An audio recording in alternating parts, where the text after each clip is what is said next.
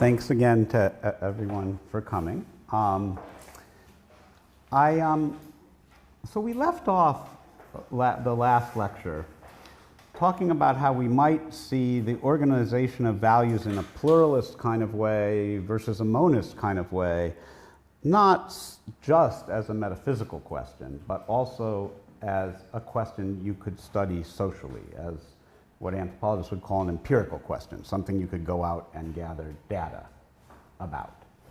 And we left off, or I left off anyway, talking about the possibility that there was a continuum between sort of monism and pluralism, and societies were often moving back and forth on this continuum rather than being purely monist or pluralist in how they organize values. Now, having said that, last lecture, I do want to say that social scientists, and in particular social psychologists, often in practice treat societies as if they are monist in organization, as if they have one single highest value that organizes the relationships between all the other values. And you have probably heard about the kinds of arguments they make this way if you've heard people talk about individualist societies and collectivist societies. That's a major distinction within social psychology that argues that in individualist societies the value is placed on the individual, and that's the paramount value, the development of the individual, the ability of the individual to choose to become who they most want to be, et cetera, et cetera. And then the social psychologists will argue, by contrast, in collectivist societies, the good of the social whole, however that whole is defined, whether it's the family or the society as a whole, is the paramount value, and that individuals should be willing to sacrifice some of their own goals and ambitions for the good of the collective, of the whole. Such distinctions really actually do seem to capture broad differences between societies, and so they are useful for comparative purposes. At the same time, people often have the feeling that they're too broad. They're fairly easy to criticize as being very homogenizing, as treating societies as if it's simple to tell whether they're collectivist or individualist or something else. And so within social psychology in particular, but also some other social scientific traditions, this sense that you could characterize societies as having one single highest value and being monist in that regard is quite popular. It is also often criticized.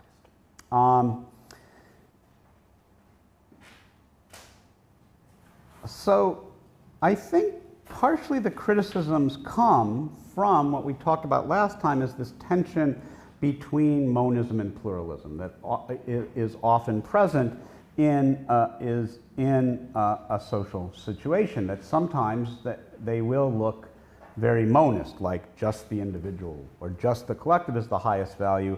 Other times there'll be more conflict about what's the highest value. So given that it is possible for societies to sort of move around between monism and pluralism, is that kind of approach of talking about a single highest value warranted? Is it a legitimate approach to do things like characterize whole societies as individualist or collectivist? And we'll talk about some other possibilities later. As I treated monism and pluralism last lecture, I think we should treat that as an empirical question, as something we can go out and study. Does it help us understand any particular society to see it as having a single highest, or what social scientists sometimes call paramount value? Or does it obscure more than it helps us see? But I also think that if we slightly reconceptualize the question, it's not so difficult to develop a slightly more subtle approach to this question of what are the highest values that characterize a given society. And this very slight, well, I don't know how slight it is, but the modification I would make is to say, instead of thinking in terms of every society having one single ultimate or paramount value, such as the individual or the collective, it would be useful to think of them as having a number of high-level values, okay? And that it's these high-level values that lend their shape to much of how the society is organized and that determine how things tend to end up in that society. One way you can tell what a society values is by the way things tend to end up. So for instance, in the United States, where I grew up, the market tends to get reproduced. That's how things tend up. Any given individual may feel that they are not interested in the market, they don't want to work toward reproducing it, they may choose professions that they feel aren't heavily market driven, but the society reproduces that over and over again, right? So in some sense, you can say these highest level values, part of how we know they're there is they determine what sorts of social institutions appear again and again and again and don't collapse. I'm taking this notion of high level value from the philosopher Charles Taylor, since he doesn't presume that there's only one value at the top of the hierarchy or near the top of the hierarchy. He more suggests that even if there's one at the top, there are others that are close below it, and that the actual configuration of society is going to be determined by a number of high-level values and the tensions between them. This is his work in the book Sources of the Self.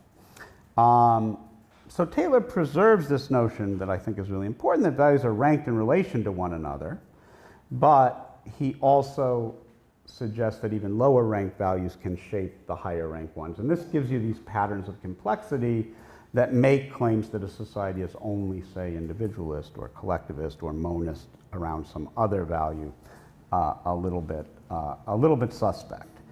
That said, I think that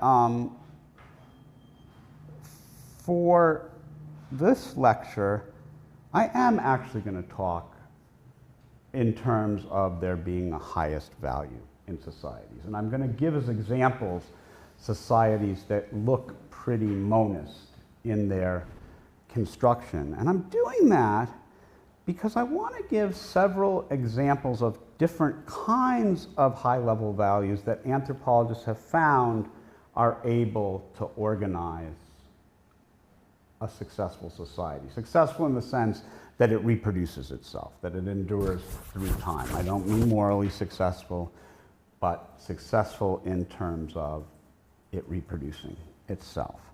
And in every case today, I'm going to draw from a lot of work by anthropologists, and if people are interested in the specific works, I'm happy to point you toward them. This is going to be the most anthropological of these lectures. I'm going to spend a lot of time talking about how different societies are organized around different values. I hope you'll enjoy it, but it will sound different than the other lectures because I'm not really trying to make a particular argument about values in general, but to talk about what specific values look like. And the high-level values that I want to look at in the course of this lecture are anarchy, or disorder, which turns out to perhaps be a viable value. It's one that we don't have so many studies of, but we do have some, and it's quite interesting. The other is hierarchy itself as a value, a valuation on having there being hierarchical distinctions between people in society. I'll look quickly at individualism. A lot has been said about it, but I'll look quickly at that. And then I also want to look at equality as a value. Not necessarily as an achieved fact, but as a value that you might organize society around. Since individualism is well known already, I'm going to spend more time on the others, and I'm not actually going to put any time into talking about collectivism because I think that one is probably very well known, but we could talk about it in discussion. So, my point is not that these few different values I'm going to talk about are the only high-level values we can find in the world, but I think these are ones that have been well studied by anthropologists recently. We have contemporary anthropological work on societies organized around these kind of values, so that's why I've chosen them. Does that make sense? All right, so on to some anthropology, and let me start with anarchy. And I'm I'm drawing on the work of an anthropologist named Judith Scheele, who is German but teaches in France now. And she worked amongst a group of people called the Tubu, T-U-B-U, of northern Chad, the North African country of Chad, who live in a town called Faya, which is a desert oasis in the Sahara Desert. It's one of those places where there's some water, so a town has grown up around it. There's not a whole lot of anthropology written about the Tubu. It's a very hard place to do work. It's very remote and challenging. As you'll hear, it's socially challenging too. But there are plenty of older sort of travelers' accounts and French colonial records that go back hundreds of years. You know, the travelers have been through there and written their memoirs, and then there's the French colonial records from the colonial era. And one thing that's true in all of those writings about the Tubu is that they describe them as anarchic. And what this anthropologist, Judith Scheele, is telling us is that for the Tubu people, anarchy isn't an absence of order or an absence of government. It's not a lack of something. It is something they work to achieve. It is their highest value. They want their lives to be anarchic. And so it's something they positively bring about rather than falling into because of a lack of, say, other kinds of structures. Since anarchy is often treated as in negative terms, right, as the absence of a state, to make her argument, Scheele ends up redefining anarchy not as the absence of the state, but as the outcome of two other values that are lower than anarchy itself, but that both support anarchy. One of these is a value on disorder itself. They like things to be disordered. And the other is a value on personal autonomy, that people can do what they want and that nobody should tell somebody else what to do. And she goes on to show in detail how these two values of disorder and autonomy guide a lot of social life for the Tubu and help them realize this value of anarchy. So, let me give you some examples of the evidence she points to for the Tubu valuation of disorder. Okay? She tells us, first of all, that in general, Tubu people ignore norms. They know there are norms, there are ways you're supposed to act, but everybody feels very free to ignore those norms. I gather this is a lot like what influencers do in China to get attention, I heard this morning. But those who watch people ignore norms don't sanction or scold them in that Durkheimian way we talked about, but instead find their transgressions of norms funny and entertaining. So people are encouraged to disregard norms because they get a lot of positive attention when they do. And in fact, if you ask a Tubu person what kind of person they'd like to be, they tell you, well, I'd like to be someone who's different and memorable. I'd like to be somebody who other people find odd, and so they remember them. And the way to do that is to act, she translates the Tubu word as outrageously, rather than acting the way you should. Okay? For example, children are taught to disregard norms and be self-assertive, rather than to obey the rules that adults might put out for them. So, for example, children go out at night and put scorpions on the seats of cars. They dig holes in the street in the dark so that in the morning drivers will crash their cars into them. And parents find this behavior hilarious and they applaud their children for acting in this way. That's not completely, certainly where I did fieldwork in New Guinea, where anarchy is not the highest value, but especially young children, when they're assertive that way, people think that shows they might have a chance to really be leaders when they, when they grow up, okay? Among adults, 99% of people, she did a survey, do not pay taxes, okay? So to realize autonomy, people also don't like to get caught up in relationships that obligate them to others. Divorce is extremely common and doesn't carry any kind of stigma, right? People don't really want to be obligated to a spouse. They also want to avoid the kinds of exchanges that often go on around marriage that help to knit families together. So they practice, they often carry out a practice they call wife capture, where a man and his friends will break in to a woman's house and sort of kidnap her. And that will start the marriage. Now, it turns out that both the wives and the husband's family support this. They think this is a good way to get married because it lessens the obligations between the people involved. If you were to go, if the man was to go formally to the woman's parents and say, I'd like to marry your daughter, and they were to do exchanges together, then they would be obligated to each other in the future. Whereas if it's a kidnapping, then they don't owe each other anything. So they actually conspire to let this happen. Nobody try. I mean, there are a lot of societies where this kind of kidnapping a woman happens. Mostly it's a bad thing. But amongst the Tubu, it's like, yes, this is a good way to do it because we end up without setting ourselves up with a lot of obligations between others. They also try to avoid reciprocal exchange, which we'll talk about a lot later and is something anthropologists have studied very, very, very extensively, where, you know, you give and then later on you receive back from the same person something else, because reciprocal exchange also has binding qualities. You certainly know that, right? Somebody gives you a gift, the first thing you know is you're going to have to give them one sometime later, right? They want to avoid that. So they really prefer buying things with money because that doesn't lead to obligations, right? You can buy from one store today and another store tomorrow, and you don't have any obligations. So if you really want to become famous among the Tubu, the ideal is to waste things. Not give them in these kind of reciprocal exchanges that build these kind of bound relationships, but to give them away what Sheila calls pointlessly, rather than use them as gifts to build relations with other people.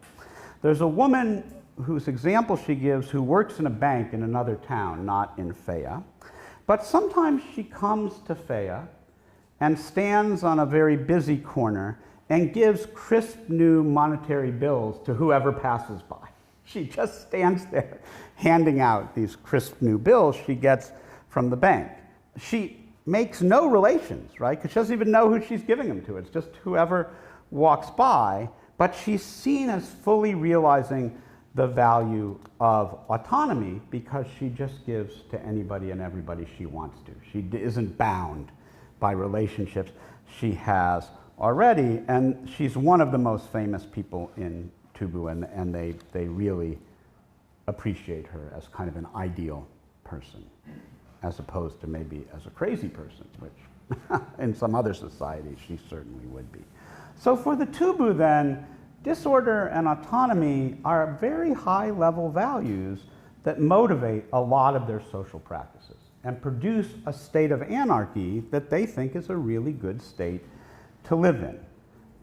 They think that it's desirable to live in that kind of anarchic condition, and that's how things tend to end up in their society, looking very anarchic. That is a very extreme portrait of a society, but I have to say Sheila is she's done many years of field work. She's a very distinguished anthropologist, so I don't think she's making it up. But I do think we don't find that, well, it's an interesting question.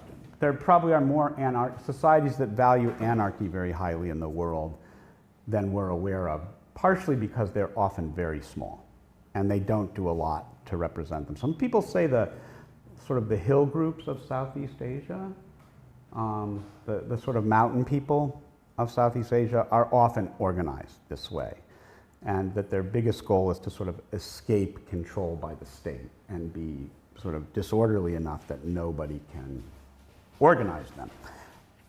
Okay, so there's one high-level value for you that's neither individualism nor collectivism that has been able to sustain some societies over time, which is a valuation on anarchy.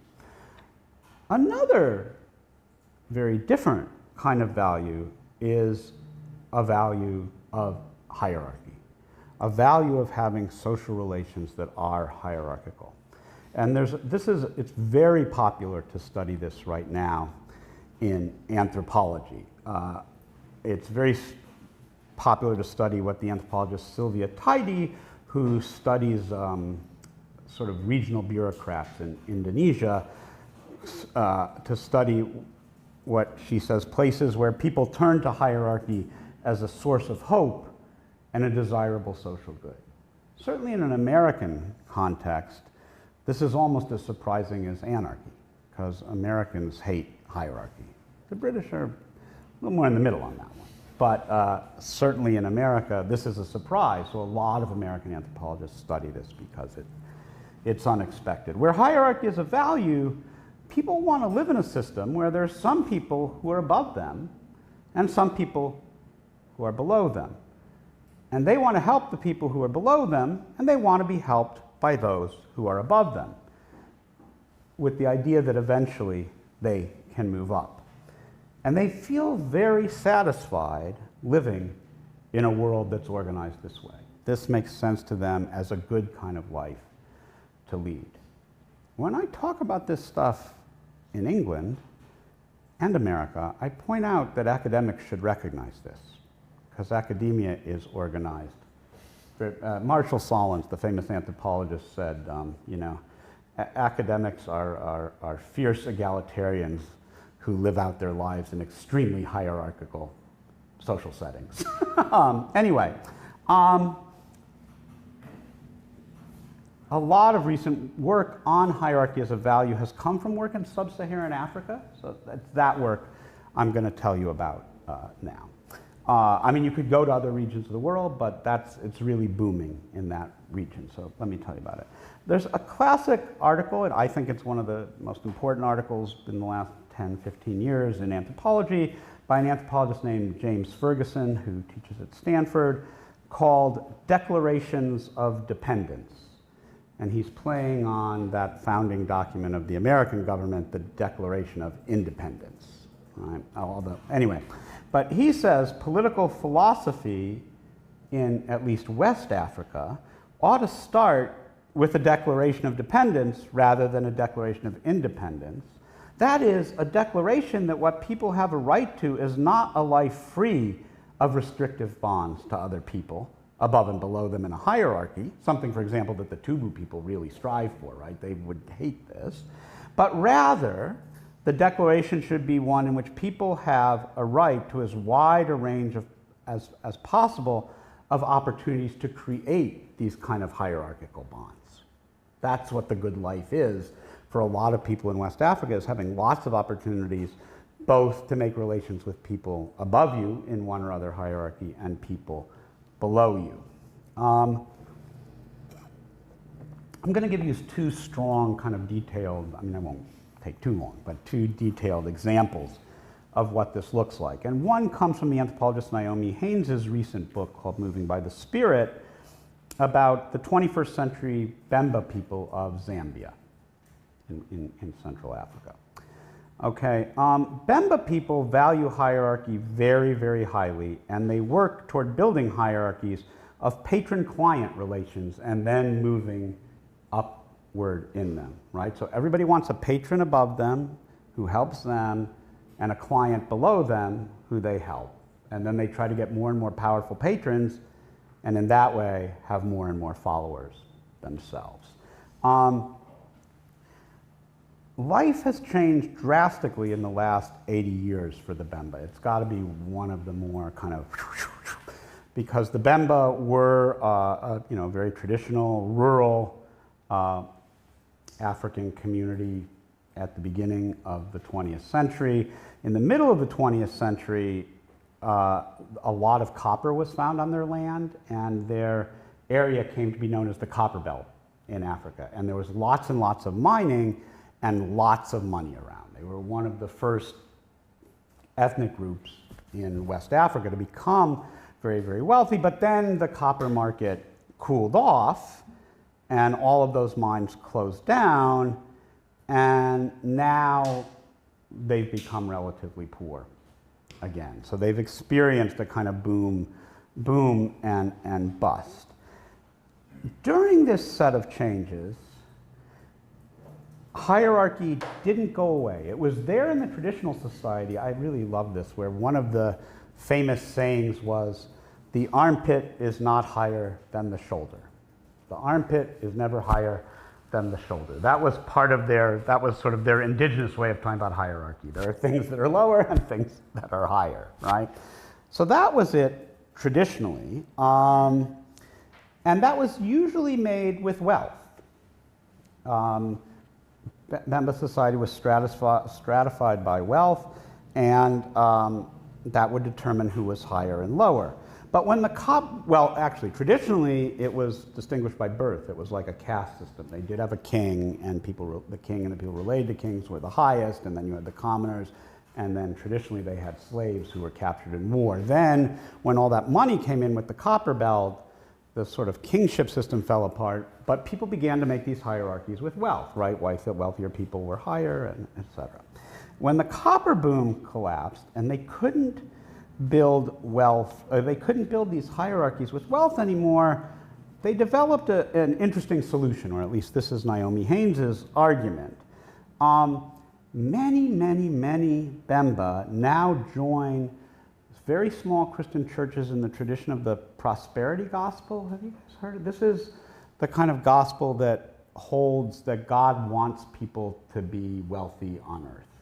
It's an extremely popular form of Christianity in Africa, in Latin America, in America. Way back in his history, Donald Trump sort of comes from the early precursors of this kind of Christianity. Anyway, they join these churches where it's believed that if you pray intensely to God and you tithe regularly, God will reward you with wealth. Because of the tithing, the pastors of these churches are quite rich. And this is seen as an indication of their spiritual power. But the fact is, the members of the congregations don't get similarly rich. You know, God may want them to be wealthy, but they don't all drive Mercedes and the kinds of cars that the pastors drive. Okay? However, when the regular members of these churches don't get rich, they don't give up on the prosperity gospel. Sometimes they'll move to a different church. They'll say, this church, my spiritual patron, the pastor, it's not working for me. I'll try a different one. But they don't give up on the churches themselves, of which there are hundreds. So you can just keep moving from one to another. And Haynes's argument is the appeal of these prosperity churches amongst the Zambian people she studied isn't all about getting rich, because if that was it, it's failed and people should walk away. What it is it's the ability to create and move within spiritual hierarchies now that you can't make those hierarchies out of wealth, right? You can't make the hierarchies out of differences in material wealth like you could during the Copper Belt era. So now you make them spiritually. There are more powerful Christians and less powerful ones, and they build hierarchies amongst themselves.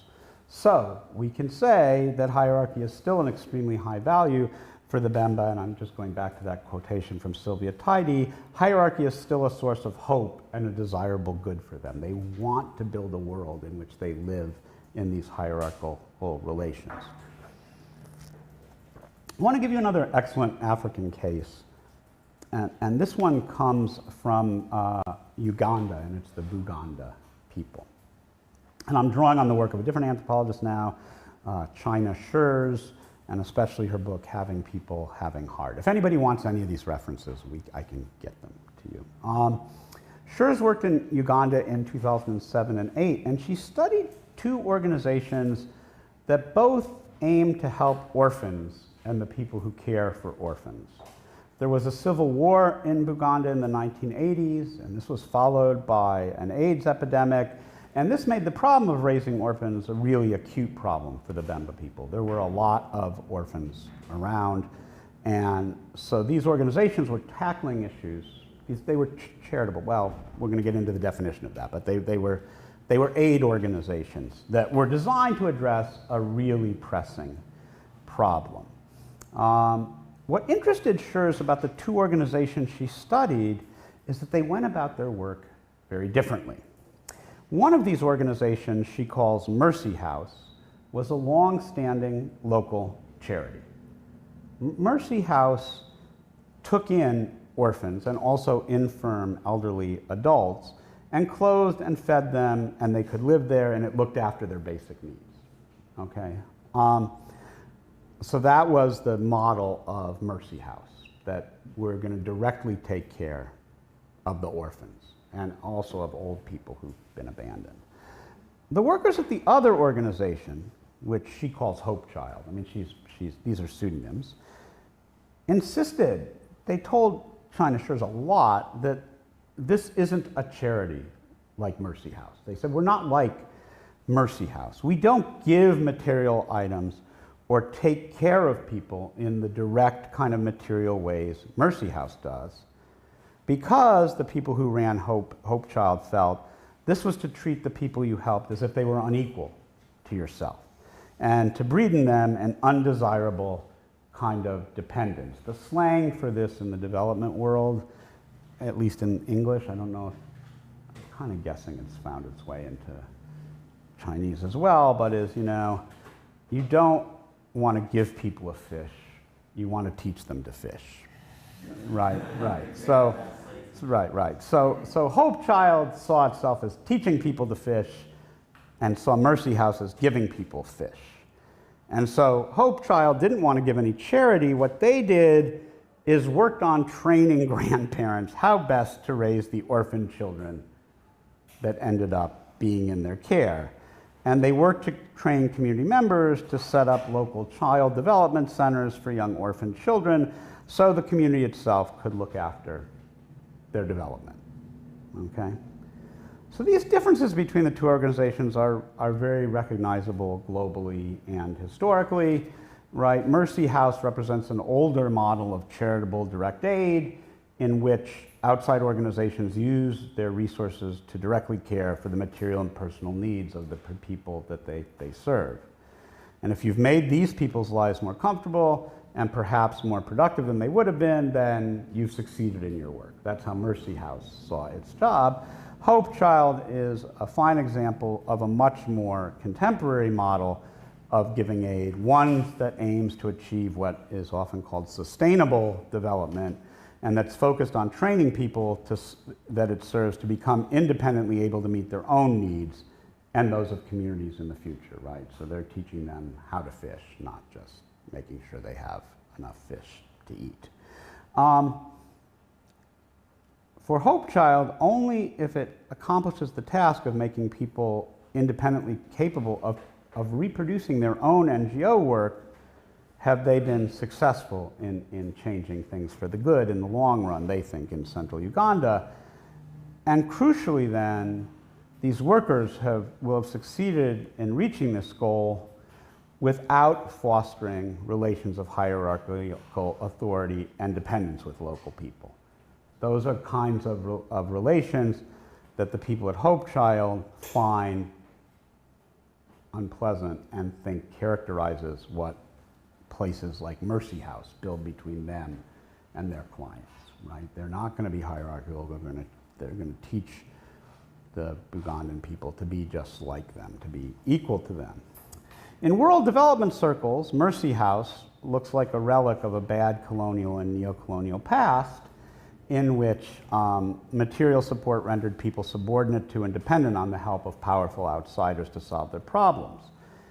In those same circles, at the time of Schurz's research, Hope Child, which spent only 6% of its budget on tangible goods, which they defined as handouts. In English, that's a negatively marked term. A handout is what you give a beggar, right? It's not really development. Hope Child, in the same circles that thought Mercy House was hopelessly outdated and neo-colonial, Hope Child had a secure place at the cutting edge, realizing the best practices of sustainable development. So as you might imagine, Mercy House struggles along on a very tiny budget while Hope Child is very well funded. the aid world clearly liked Hope Child much more than Mercy House. But how did the Bugandan people evaluate the differences between these two organizations? This is perhaps what's most interesting in Scherz's book. How did which of these organizations did the Bugandan people find more conducive to their success in allowing them to live the kind of lives they defined as good? And the answer to this question Scherz found was very clear. Bugandans were not ungrateful for what Hope Child did for them, but they found the organization to be fundamentally unethical because it did not provide direct material aid to those in need or their families. It clearly had a lot of resources, and it did not give them to those who had less. Mercy House, by contrast, seemed to the Bugandans to be a model organization, deeply ethical in its way about going about things, and a clear asset to their community. They were much happier to contribute their own labor towards sustaining Mercy House than they were towards sustaining Hope Child. The Bugandan evaluation of these two organizations diverged because the definition of the good life for Bugandan people centrally involves the value of hierarchy that we already saw in the Bemba case, or what Scherz calls the value of hierarchical dependence. Okay? An ethical person for the Bugandans responds to the patronage requests of those below them, even as they act as good clients to their own patrons who are above them. And Bugandans feel the world's right when each person has a lot of these kinds of relationships, both up and down, that are in smooth working order. And it's against this background of this model of the good life, of hierarchy as a very high value, that we can understand the Bugandan evaluation of Mercy House and Hope Child. You've probably figured this out already, but I'll say it just to make it clear, make sure it's clear, okay?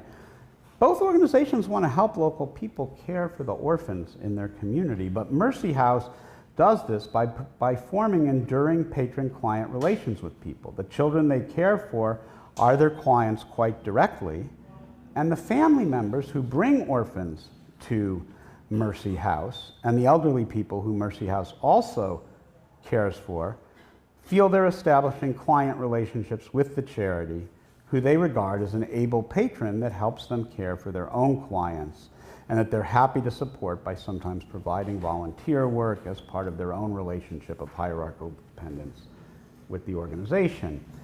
The Hope Child, by contrast, refuses these relations of dependence, right? That's exactly what would be not sustainable. That would be neo-colonial. Instead, it provides training, but it's not geared to building relationships or providing material support for orphans or for anyone else. It comes out of and wants to help to foster a culture of independence, going back to Ferguson's declarations of independence versus declarations of dependence, where everyone can be responsible for themselves. For Bugandans, who value relations of hierarchical dependence as perhaps the most important kind in their social life, Hope Child's refusal of and devaluation of such relations can't help but appear to be unethical in the extreme, aiming as it does to produce an outcome that cannot in local terms be considered good. Although the Tubu would be perfectly happy with it, since it doesn't build dependencies and relationships. Sustainable development is more popular in NGO-sending countries, and Hope Child is much better funded than Mercy House, as I said, precisely because Hope Child realizes the high level value of individualism that's central in most neoliberal societies rather than this value of dependence. And that leads me to a quick discussion then of yet another sometimes important, very high level value, which is individualism. Again, this has been discussed a lot, so I'm going to move pretty quickly here. But when individualism is the highest value, the most valued thing is the individual and its liberty, each person's right to become who they uniquely are. Okay? The market is generally the highest ranked domain of society, certainly in neoliberal societies, because it's organized to allow for liberty, for the realization of this highest value. People do whatever they want as long as they can afford it. They can even send themselves to space if they want these days, which sort of blows my mind. But anyway, there's talk about equality as a high value in individual societies, especially equality of opportunity, that everybody should have the same opportunity to become oneself.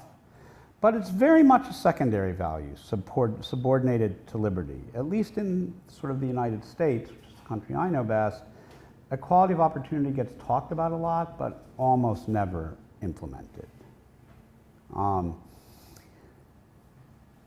And we can see, if we look at how things end up in individual societies, that there isn't that much equality in evidence within them. But there can be quite a bit of liberty. So again, we could talk about that in much more detail if people want to. But why I wanted to mention that is both to just log a quick look at another high-level value that you certainly find organizing societies around the world. But I also wanted to bring us to this question of what would it be like to live with equality as an even higher value than liberty? What would it mean to make equality the highest value?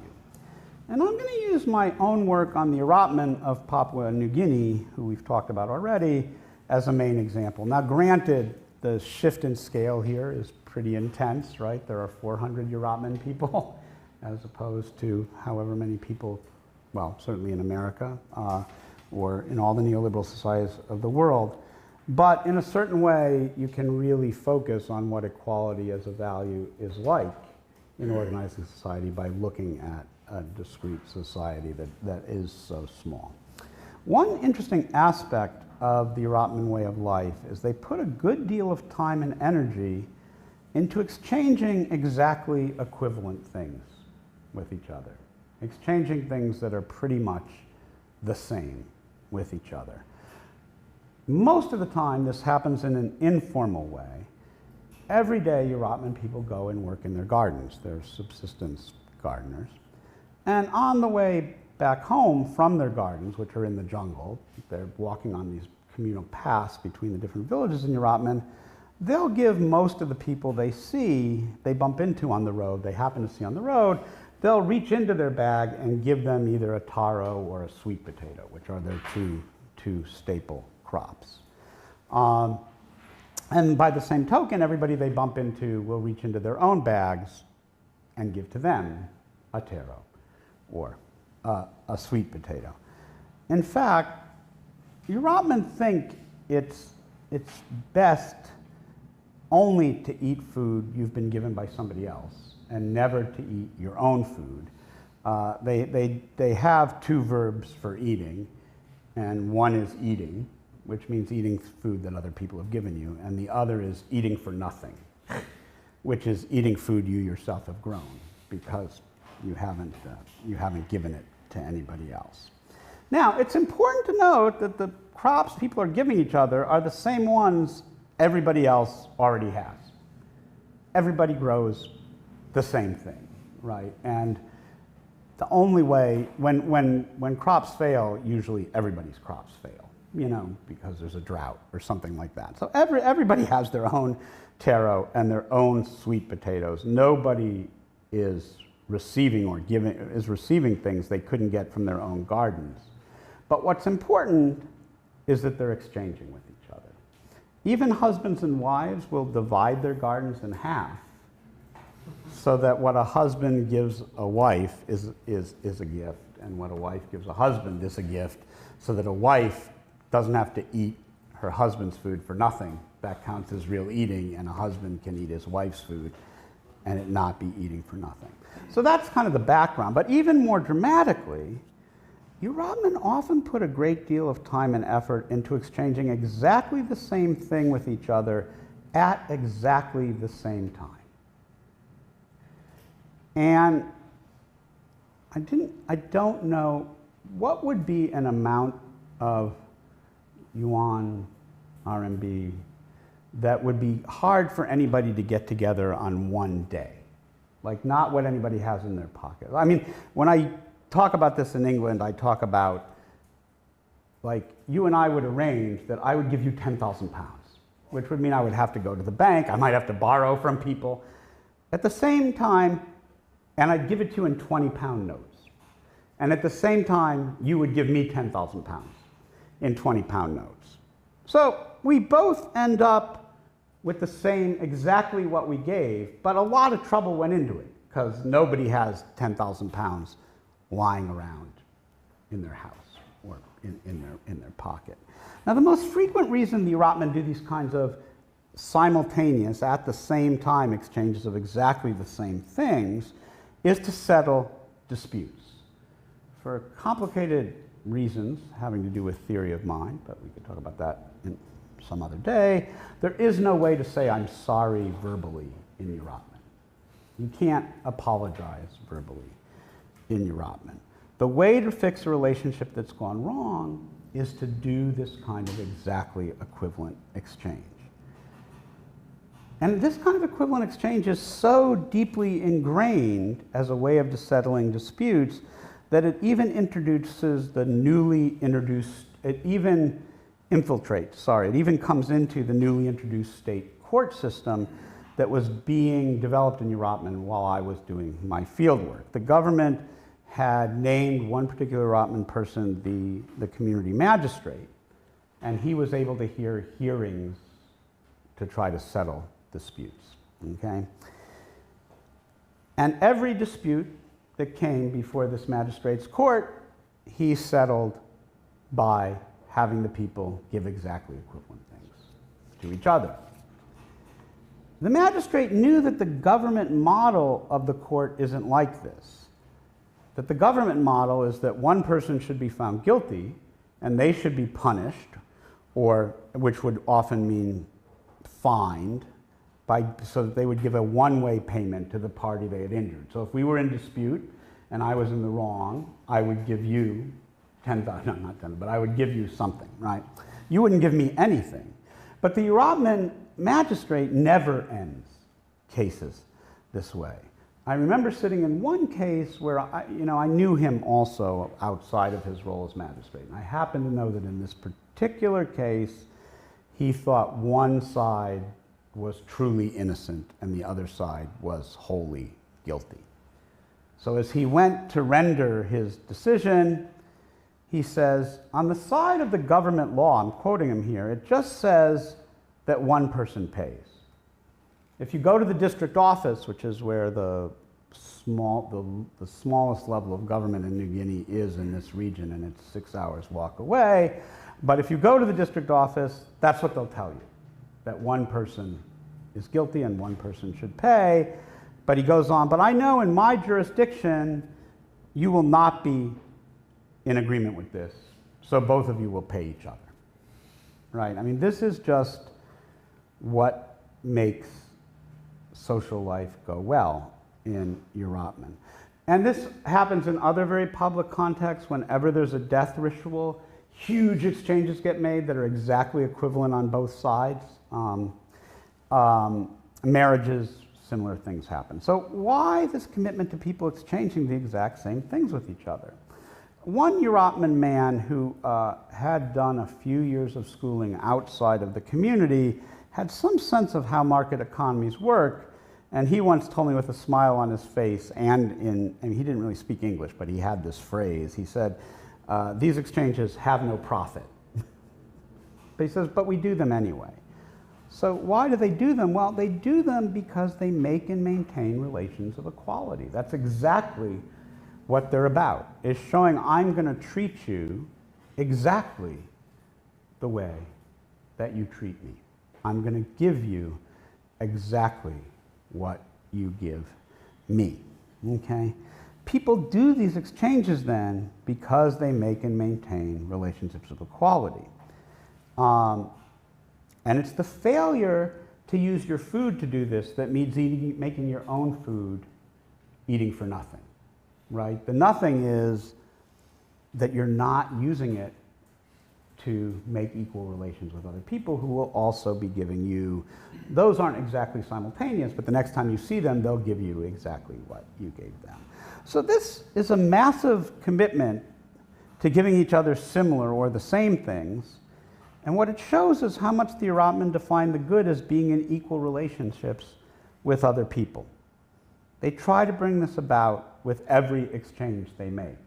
Doesn't mean every relationship is the same. I might exchange more goods with you and you with me than I do with him. So there can still be differences. And people who have lots of these kind of equal exchanges become leaders, but they do it by treating everybody equally, such that their means allow, right? One thing that's very bad form, Robbins, would be to give somebody something you knew they could never repay. If we talked before about how pigs are the most valuable thing in Robbins. If I knew you had no pig and I gave you a pig anyway, that would be a grave insult, right? Because I would know that you wouldn't be able to repay it. Robbins are sort of like the Bugandans and the Bemba in valuing relationships very highly. Really, relationships are the thing they value most highly. But unlike Bugandans, they don't like hierarchical relationships. They like relationships where the parties treat each other equally.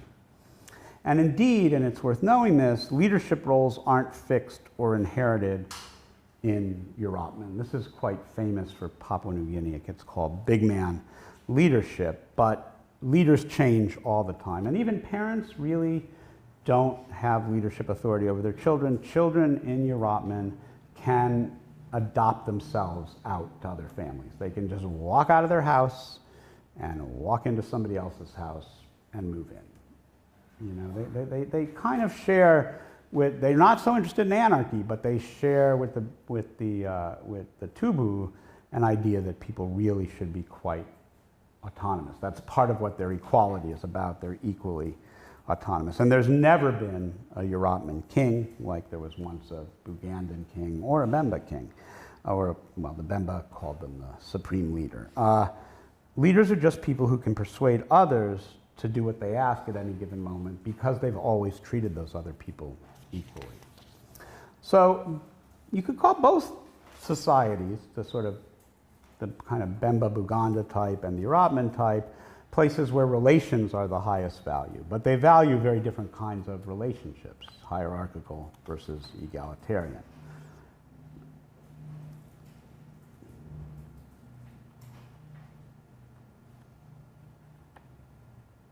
Okay, so I've covered four kinds of high values here today in this lecture that do produce enduring social lives in which people seem to find life worth living. And you can find plenty of cases of each of these around the world. And so these are anarchy as a very high value, individualism as a very high value, hierarchical relationships as a very high value, egalitarian relationships or relations of equality as a very high value. And again, I called the last two forms of relationalism basically a very high value on making and maintaining relations, although they value different kinds of relationships. You could see both anarchy and individualism as values that put individuals over relations, as both values disavow obligations and dependence in favor of people's abilities to do what they want at any given moment. The last lecture I mentioned that philosophical value pluralists treat the existence of different equally good values as a metaphysical, not an empirical question, right? Isaiah Berlin thinks it's true about the nature of the world and the nature of human beings, when you put those two things together, that there are a number of good values that you could organize your life around, but that they don't all work together. So you couldn't realize all the good values at the same time. You couldn't be an anarchist and a hierarchical relationalist at the same time, right? That just wouldn't work. But last lecture, I sort of, as an anthropologist, I set aside this metaphysical quest to reframe the existence of pluralism or monism as an empirical question that can be answered differently in each society. Now I want to go back to the metaphysical stance for a minute and suggest that values like anarchy, individualism, hierarchical relationalism, egalitarian relationalism all appear to be really existing values in a metaphysical sense that can support human lives of various kinds. That is to say, they belong in any discussion of what kinds of values might exist in metaphysical and not just social terms. We see them often enough that we have to assume that they are values that bear discussion as being really existing values, and not just, to go all the way back to Peter Berger and from the first lecture, not just socially constructed. I'm going to talk more about this last argument in my paper for the upcoming conference, but my overall argument is that one thing an anthropology of values can contribute to philosophical discussions about values is support for the metaphysical existence of a plurality of values, and the claim that discussions about how people should live going forward ought to take the strengths and weaknesses of all of these high-level values into account in the search for a globally meaningful ethic. I think all of them have strengths that ought to be part of the conversation about what could be an acceptable global ethics. I should say, I don't think anarchy, individualism, egalitarianism, and hierarchy exhaust the number of these values, but in the sense that many metaphysical value pluralists hold, I also don't think there are hundreds of them. I think there may be 2 or 3 more, collectivism being one of them, but that all of those belong in a discussion about what might be a global ethics that could be widely accepted across cultural boundaries. Okay, I don't know how long I talked for, but I'm done. Thanks.